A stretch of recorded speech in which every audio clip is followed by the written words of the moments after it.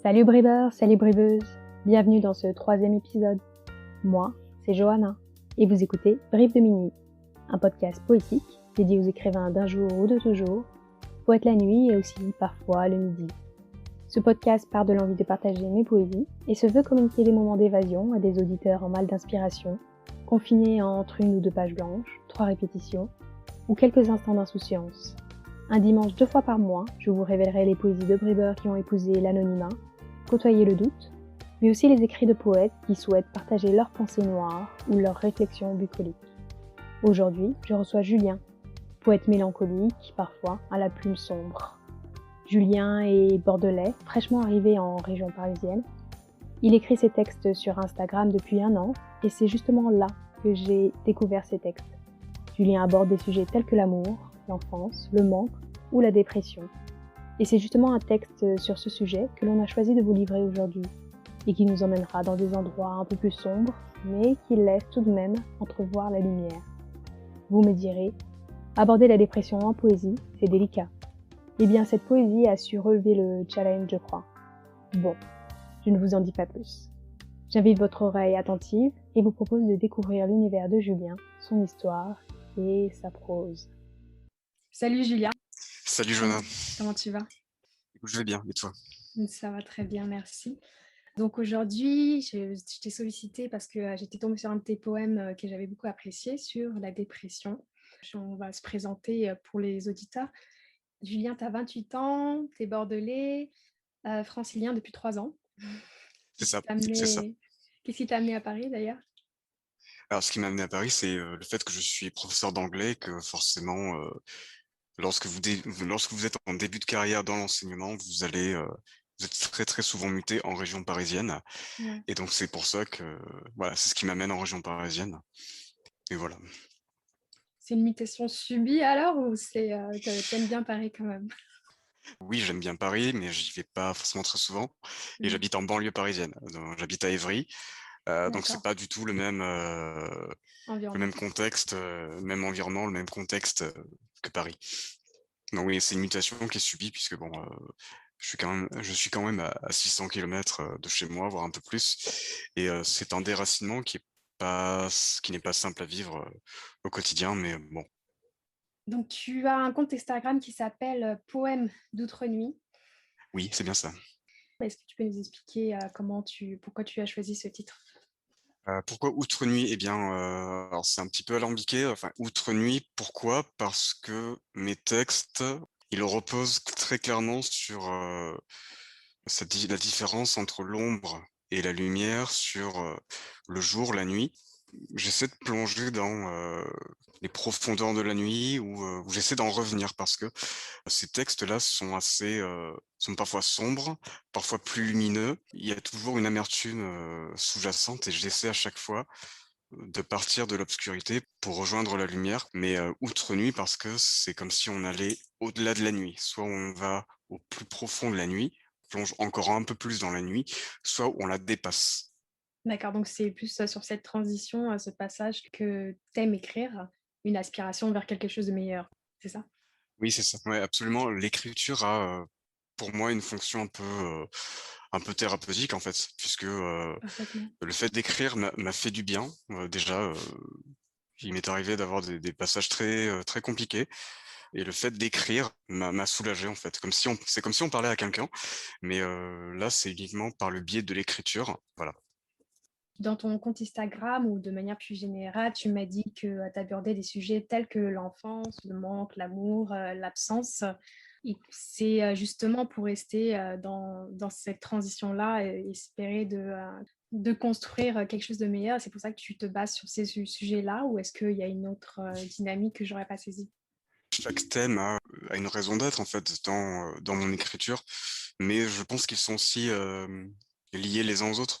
L'absence, l'amour, le manque, l'enfance, je pense que tout ça part de la relation que j'ai pu avoir, que j'ai pu ne pas avoir, en fait, avec ma mère, qui était très dépressive, qui était, peut-être bipolaire, je sais pas, avec qui finalement le lien ne s'est pas fait.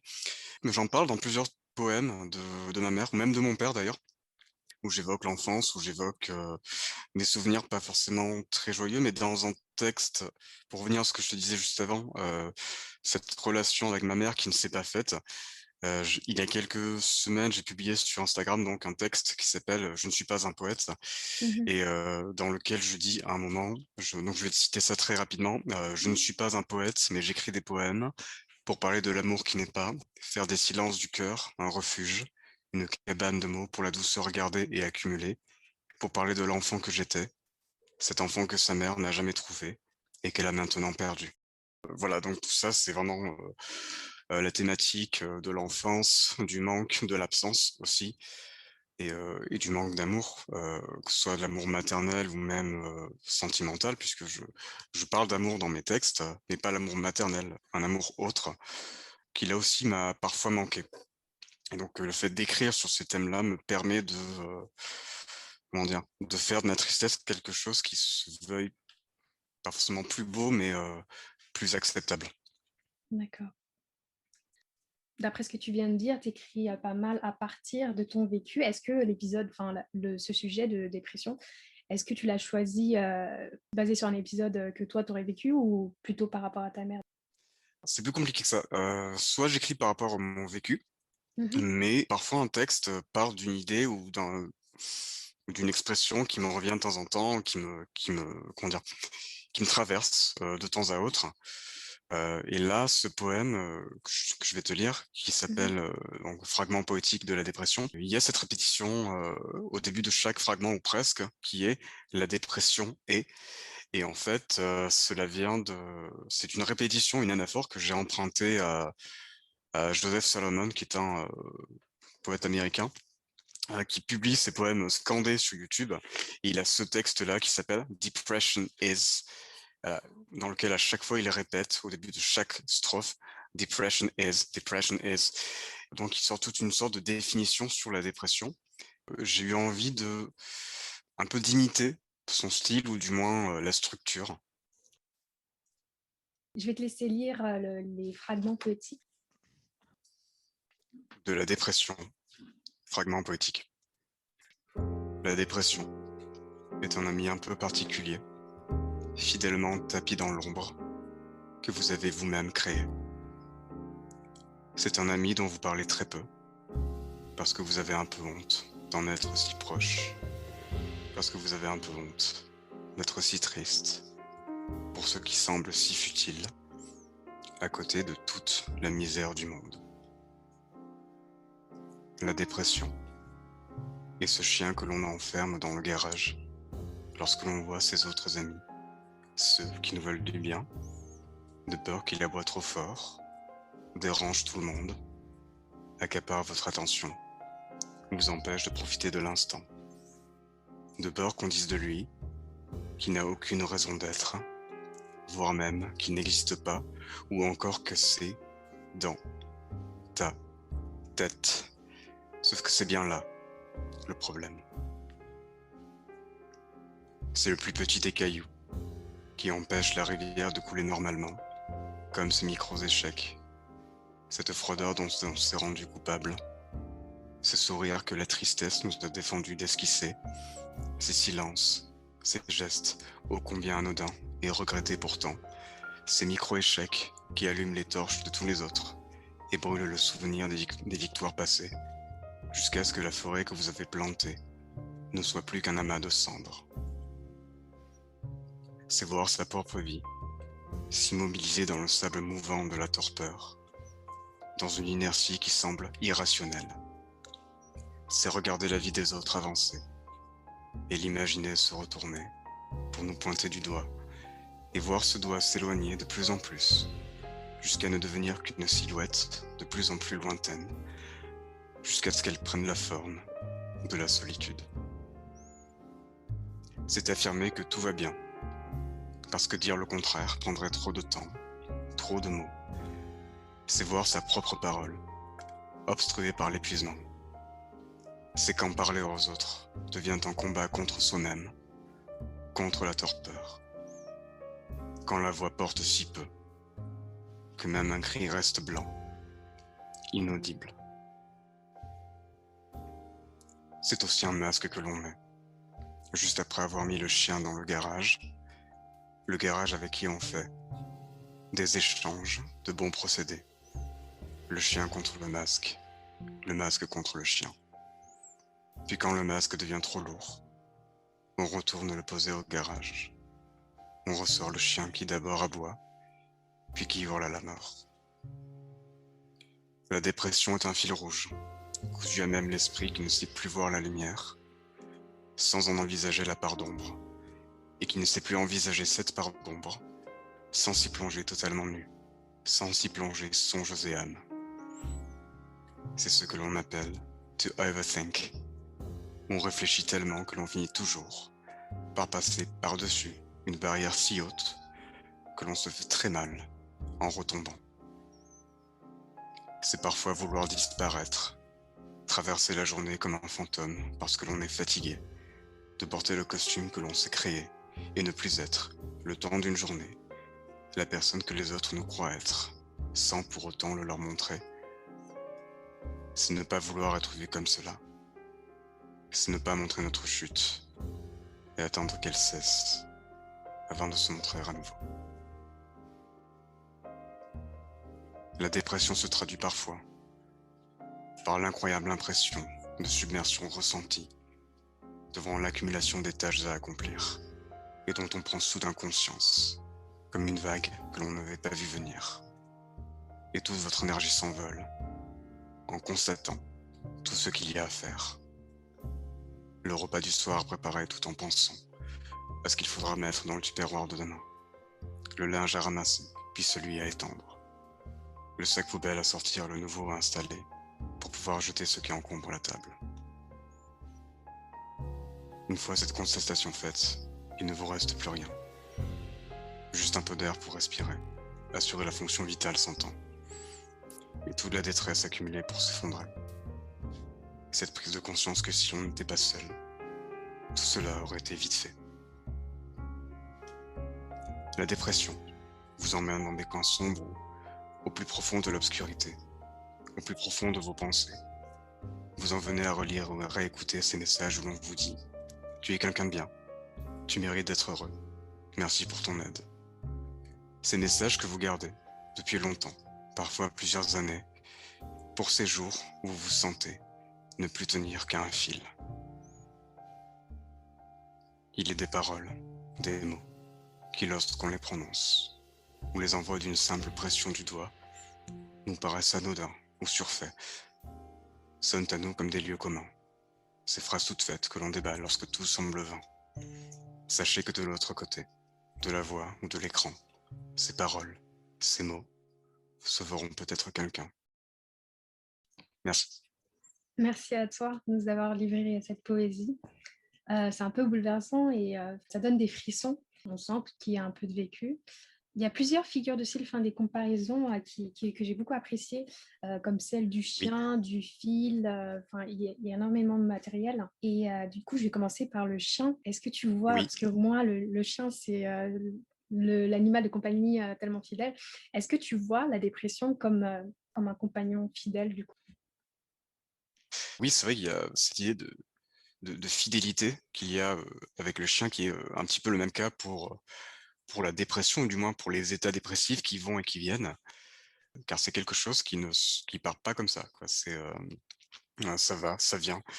C'est toujours là, pas forcément quand on le voudrait, mais il y a cette idée de fidélité en effet qui est assez importante et j'y avais pas forcément pensé. C'était peut-être une image que j'ai utilisée de façon totalement inconsciente. Et la deuxième figure qui m'a marquée vraiment, c'est le fil rouge qui est là deux ou trois reprises, je crois, pendant le poème. Est-ce que ce serait, en plus d'être un ami fidèle, un ami qui vient et revient et part parfois, est-ce que c'est un point de repère au final? C'est une question très intéressante. Pour moi, le fil rouge, c'est avant tout, c'est là aussi, c'est quelque chose qui revient. C'est quelque chose dont on se souvient toujours. C'est quelque chose que l'on a toujours en arrière-pensée. D'où le fait que, et c'est un point, c'est un fil rouge qui est cousu à l'esprit. D'où le fait qu'on ne peut jamais l'oublier. On l'a toujours dans un coin de la tête. C'est ce qui fait que on a parfois du mal à voir à voir le bon côté des choses sans voir le contre-pied, c'est-à-dire, sans être, pessimiste, d'une certaine manière. Et non seulement on devient quand même pessimiste malgré, l'espoir que l'on peut avoir, mais en plus on va imaginer les pires scénarios. C'est ce que j'ai essayé de dire dans le texte. On ne sait plus voir la lumière sans en envisager la part d'ombre. Une fois que cette ombre-là est prise en compte, on s'y plonge totalement. On a tendance à s'y plonger totalement, quitte à obstruer, la lumière que l'on pouvait voir auparavant. C'est un point de repère qui te permet d'arriver vers la lumière également, en fait. C'est un point de repère qui t'aide. Oui, Enfin, oui, j'ai oui, lu c'est un point dessus, de hein, repère, mais c'est un point de enfin, ça, départ. de manière plus générale, hein, les gens qui en général vivent des épisodes dépressifs, en fait, c'est un fil conducteur pour eux, enfin, la dépression en soi, pour espérer quelque chose de meilleur. Oui, oui, c'est ça, parfois on est tellement, on est tellement, plongé dans la nuit, plongé dans l'obscurité que, de temps en temps, on arrive à se dire que les choses ne peuvent pas empirer. Parfois, on arrive à voir un point de lumière quelque part dans la nuit, alors ça peut être n'importe quoi, hein. Ça peut être un geste, très anodin, ça peut être un sourire, ça peut être une parole. Ces gestes-là anodins, ces petites choses, peuvent aussi être le point de départ d'un texte, qui vont être là, par contre, plus lumineux, mais, même dans des textes un petit peu plus lumineux, il y a toujours, cette nuit sous-jacente, ou ce manque, cette absence. Et ouais, c'est la figure de style sur les masques aussi qui m'a beaucoup plu. Tout à l'heure, on avait la figure de style, comme le fil rouge qui nous amène vers la lumière. Et là, le masque, par contre, c'est un cache-lumière ou enfin, comment toi tu le vois, ta propre interprétation? Parce que Heu, moi, j'ai la mienne, mais pour les auditeurs ouais, j'aimerais bien savoir, toi, tu as ton interprétation, pourquoi avoir choisi cette figure de style-là plutôt qu'une autre. alors tu parles de cache-lumière, c'est intéressant, mais moi je pense que c'est plutôt au contraire, plutôt, un cache-misère. Le masque, c'est, au contraire, on essaie, dans la vie de tous les jours, au quotidien, au travail, de faire bonne figure, et une fois que l'on rentre chez soi, une fois que la journée est terminée, le masque tombe et on retombe parfois dans notre tristesse, notre mélancolie, et c'est une image que je trouve très appropriée. En tout cas pour moi, c'est peut-être pas le cas de tout le monde, mais contrairement à ce que le texte que j'ai lu peut laisser penser, moi dans la vie, je peux être quelqu'un de, comment dire? Très déconneur. Donc c'est vrai qu'il y a des jours où, je peux passer la journée à dire, plein de bêtises, rigoler tout le temps, et puis, le soir, quand je rentre chez moi, c'est un peu plus compliqué. Je retombe dans une certaine, torpeur ou mélancolie. Cette théorie du psychanalyste, enfin c'est pas vraiment un psychanalyste, mais Jeff Foster, qui est britannique, je crois, qui a cette théorie qui, comment dire, fait une sorte d'analogie entre le mot depressed, qui en anglais veut dire déprimé, dépressif, et deep rest. Et là, Mhm. en deux mots, qui veut dire, si on le traduit littéralement, c'est un profond repos. Et c'est comme si la dépression ou la mélancolie était en réalité ce besoin de se reposer de la personne que l'on avait créée. Voilà, cette personne que l'on a créée qui peut être, différente selon les personnes. Ça peut être quelqu'un qui fait de l'humour tout le temps, ça peut être quelqu'un qui va faire du mal aux autres aussi. Ça peut être quelqu'un qui va faire du bien aux autres, en rendant service, en aidant. Mais, voilà, c'est comme un masque que l'on met quand le masque est trop lourd. Depressed, ce profond repos, c'est lorsque l'on pose le masque et qu'on redevient la personne que l'on est au fond de soi, et qu'on se laisse un petit peu aller. Et je crois que parfois ça fait du bien aussi parfois ça fait du bien de se laisser aller à ses émotions, aussi négatives puissent-elles être, parce qu'on a besoin d'extérioriser ses émotions. Alors on le fait, par tous les biais, hein, que ce soit par l'art ou par, d'autres moyens. Quand le masque tombe, c'est aussi un moment, que l'on De doit relâchement. pri de relâchement qu'il faut pas écarter, il faut le privilégier. Ça sert à rien de s'auto-flageller parce qu'on n'est pas bien. Des fois on ne va pas bien, et il faut l'accepter et se laisser aller. Et se laisser aller, c'est quelque chose qu'on devrait privilégier plutôt pour soi, dans son propre environnement, ou se laisser aller avec les autres, justement. Est-ce que c'est quelque chose que tu préconiserais? moi personnellement, j'ai besoin de temps avec moi-même. Je suis quelqu'un d'assez, j'aime bien les gens, j'aime bien être avec du monde, mais il y a toujours un moment où j'ai besoin d'être seul. Mais c'est aussi bien, je pense, de pouvoir se relâcher avec les autres, car c'est aussi une façon de s'assumer, je pense, d'assumer sa vulnérabilité, sa fragilité. Et le fait de l'assumer pour soi, c'est bien, mais l'assumer avec les autres, je crois que c'est aussi important. Heu, voilà, parce que ça donne, d'une certaine manière, ça peut donner confiance en soi. Le fait d'assumer ses failles face aux autres, c'est une façon de les assumer, pardon, pour soi-même aussi. Je pense qu'il ne faut pas écarter l'un ou l'autre et après il faut être à l'aise. Il faut juste être à l'aise avec les gens avec qui on a envie de se relâcher. Être à l'aise, est-ce que ça implique d'être aussi à l'aise avec soi, être à l'aise avec ses propres Oui, émotions? oui, oui, je pense que pour être à l'aise avec les autres, il faut avant tout être à l'aise avec soi. Mais parfois, ça peut marcher de façon inverse. On peut d'abord être si d'abord on est à l'aise avec les autres, on peut être, par conséquent, à l'aise avec soi-même. Je pense que ça dépend de la personnalité de tout un chacun. Il n'y a pas de règle à mon avis, pour cela. Si ce n'est tenter qu'on ait un regard bienveillant, en face, pour accepter, le discours qu'on a envie de partager, quoi. Il faut quelqu'un de bienveillant, mais il faut aussi être bienveillant avec Avec soi. soi-même, Exact, ouais. être bienveillant avec soi-même, comme avec les autres d'ailleurs, puisque, bah, c'est une expérience humaine. Quelles seraient les techniques ou, quels seraient, les indices, les éléments, de la vie qui permettent justement d'aller vers la lumière et de s'ouvrir à l'autre pour, expulser, cette noirceur? Ah, c'est une très bonne question. J'ai l'impression que j'ai plus ou moins répondu, mais pas totalement. Quels seraient les éléments, j'ai peur d'être tellement cliché, mais tant pis, je C'est vais pas quand grave, même hein. le dire. Quels éléments? Peut-être les plaisirs simples, ce serait peut-être d'être, vraiment bienveillant avec soi-même et accepter ses failles, accepter de ne pas être bien tout le temps, se relâcher avec soi et essayer de se relâcher avec les autres, lorsque c'est possible. Peut-être ne pas se comparer aux autres. Il faut savoir que on n'a pas tous le même parcours, on ne rencontre pas les mêmes personnes. On n'a pas forcément tous la chance d'avoir le même cadre, familial ou, sentimental et face à une même expérience, on n'aura pas forcément les mêmes armes et il faut pas, se dire, «Un tel, dans la même situation, s'est mieux débrouillé que moi donc ça veut dire que je suis moins bien qu'elle ou que je vaux moins qu'elle». Heu, non, quoi qu'il arrive, on lutte tous un jour ou l'autre et il faut essayer de se dire que quoi qu'il en soit, aussi dur ce combat puisse-t-il être, sur le moment, les choses finissent toujours par s'arranger.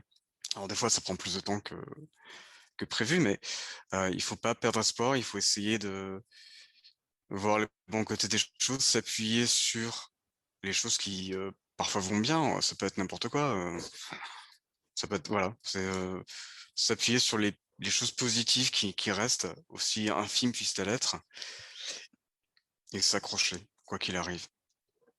Ne Oui, pas se comparer aux autres, c'est aussi, se dire qu'on n'a pas les mêmes armes de résilience, qu'il faut s'attacher à ses propres outils.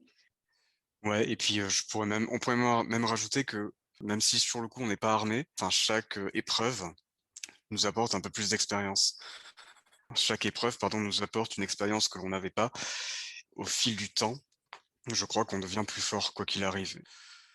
Je le ressens personnellement. Je le ressens personnellement parce que, j'ai revécu des expériences, des épreuves, que j'avais déjà rencontrées par le passé et que j'ai su mieux gérer et que ce soit des épreuves, émotionnelles ou physiques ou, par rapport à mon travail ou, à mes relations, amicales ou sentimentales.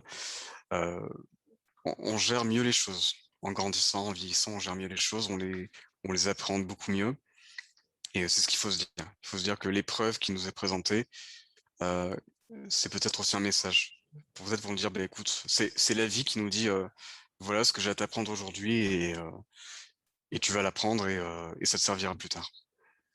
Merci beaucoup. Une dernière chose avant de clôturer. Tu as choisi un Allez, mantra à communiquer. Le vent se lève, il faut tenter de oui. vivre. J'aime beaucoup. Tu peux me Ouais, partager ta perspective de cette maxime, s'il te plaît? c'est un vers du poème Le cimetière marin de Paul Valéry. J'adore ce vers. C'est un vers que j'ai tendance à me rappeler dans des moments un peu compliqués. Pourquoi?